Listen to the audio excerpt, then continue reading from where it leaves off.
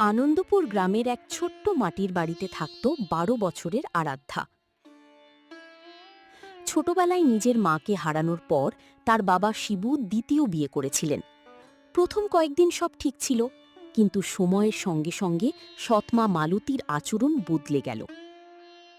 আরাধ্যা, এখনো দাঁড়িয়ে আছিস কেন? বাসন ধুয়ে ফেল, উঠোন পরিষ্কার কর, তারপর জঙ্গল পাড় থেকে শুকনো কাঠ নিয়ে আয়। আমি ফিরে এসে যদি একটা কাজও বাকি দেখি, তাহলে কিন্তু খুব খারাপ হবে। ঠিক আছে মা, আমি সব কাজ শেষ করে দেব, তুমি চিন্তা করো না। ১২ বছরের ছোট্ট মেয়েটার মনে কোনো অভিযোগ ছিল না, ছিল শুধু একটু ভালোবাসার আশা। ঝাড়ু দিতে দিতে আরাধ্যার চোখ পড়ল পাশের বাড়ির দিকে। সেখানে এক মা নিজের মেয়ের চুলে তেল মাখিয়ে দিচ্ছেন। দুজনের মুখেই হাসি। সেই দৃশ্য দেখে আরাধ্যা কিছুক্ষণ চুপ করে দাঁড়িয়ে রইল। আমার মা যদি আজ বেঁচে থাকতেন, তাহলে হয়তো আমিও এমন করে তার পাশে বসে থাকতাম। মা, সকাল থেকে কিছু খাইনি, যদি একটু ভাত দাও তাহলে কাজ করতে সুবিধা হবে। কাজ না করেই খেতে চাস? আগে সব কাজ শেষ কর। এই বাড়িতে অলস মানুষের জন্য খাবার নেই। আমি অলস নই মা, আমি শুধু একটু ক্ষুধার কথা বলেছিলাম। আর একটা কথাও বলবি না, যা নিজের কাজ কর। ক্ষুধার কষ্ট সহ্য করা যায়, কিন্তু আপনজনের কঠিন কথা সহ্য করা অনেক বেশি কঠিন। খালি পেটে আরাধ্যা জঙ্গলের পথে হাঁটছিল, শুকনো কাঠ আনতে। তার পায়ে শক্তি ছিল না, তবুও সে থামেনি, কারণ সে জানত খালি হাতে ফিরলে আজও তাকে অপমান সহ্য করতে হবে। মা, এত সকালে একা কোথায় যাচ্ছিস? কাঠ আনতে যাচ্ছি ঠাকুমা। বাড়িতে কাজ শেষ না করলে মা খুব রাগ করেন। তোর মুখটা দেখে মনে হচ্ছে তুই কিছু খাসনি। এই নে, আমার কাছে একটা রুটি আছে, খেয়ে নে। না ঠাকুমা, এটা তুমি খাও, আমি ঠিক আছি। মা, নিজের ক্ষুধা লুকিয়ে রাখিস না। ভালো মানুষদের কষ্ট ঈশ্বর একদিন ফিরিয়ে দেন। আরাধ্যার চোখে জল চলে এলো। অনেকদিন পর কেউ তাকে নিজের সন্তানের মতো কথা বলল। বৃদ্ধার দেওয়া রুটিটা কাপড়ে জড়িয়ে বাড়ির দিকে ফিরছিল আরাধ্যা। সে জানত না বাড়িতে তার জন্য অপেক্ষা করছে আরও বড় অপমান, আর সেই অপমানই তার জীবনের সবচেয়ে বড় পরিবর্তনের শুরু হতে চলেছে। সন্ধ্যা হয়ে গেছে। সারাদিন মাঠে কঠোর পরিশ্রম করে আরাধ্যার বাবা শিবু বাড়ির পথে ফিরছিলেন। শরীর ক্লান্ত ছিল, কিন্তু মনে ছিল একটাই চিন্তা, তার পরিবার যেন ভালো থাকে।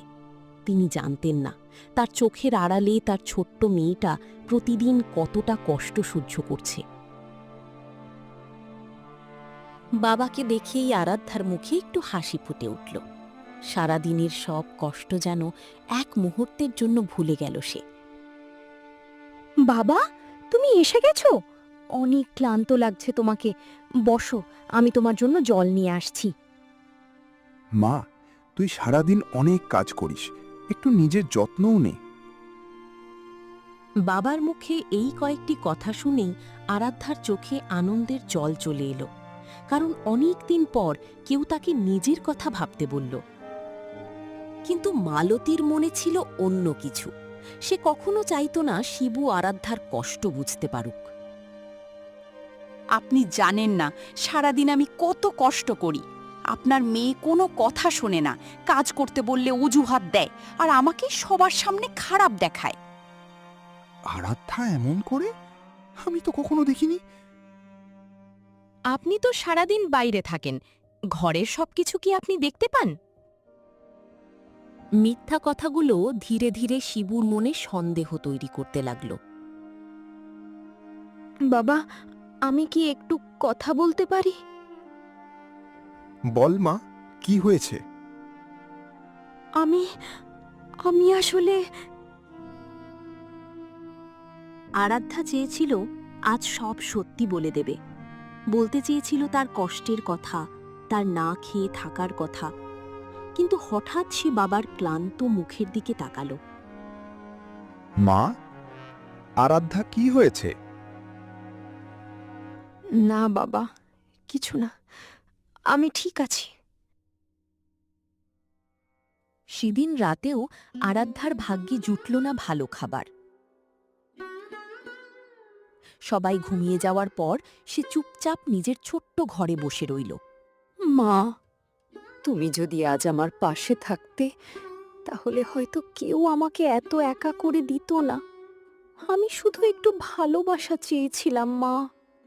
ছোট্ট ঘরটার নীরবতার মধ্যে শুধু আরাধ্যার কান্নার শব্দ শোনা যাচ্ছিল, কিন্তু সে জানত না তার এই কষ্টের সাক্ষী হয়ে উঠেছে গ্রামের একজন মানুষ, যে হয়তো তার জীবন বদলে দিতে পারবে।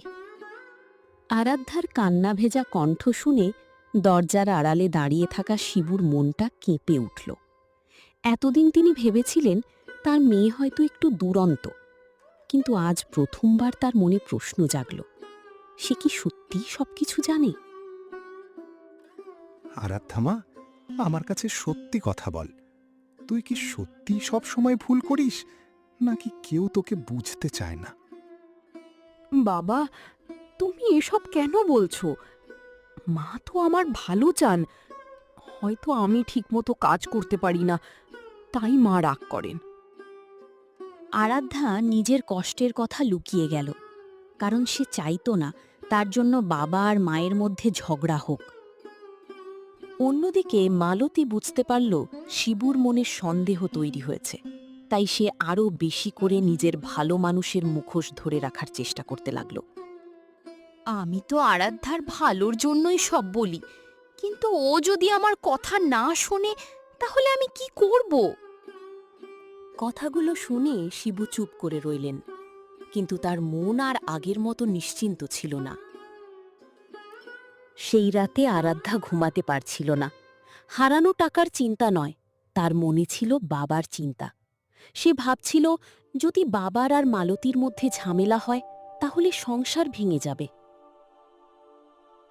হে ঈশ্বর, আমার জন্য যেন বাবার কষ্ট না হয়।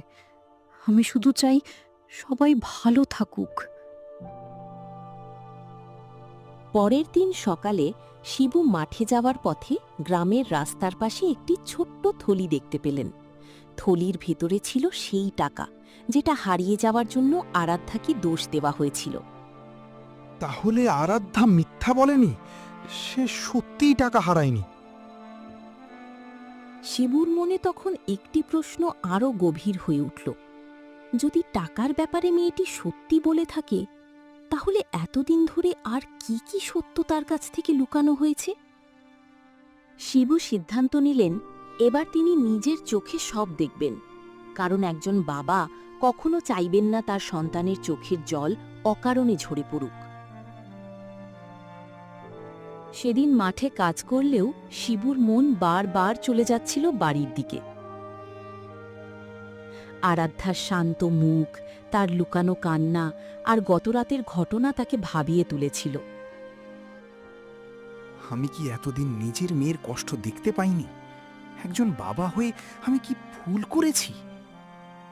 শিবু সিদ্ধান্ত নিলেন, এবার তিনি কাউকে কিছু না বলে নিজের চোখে সব সত্য দেখবেন।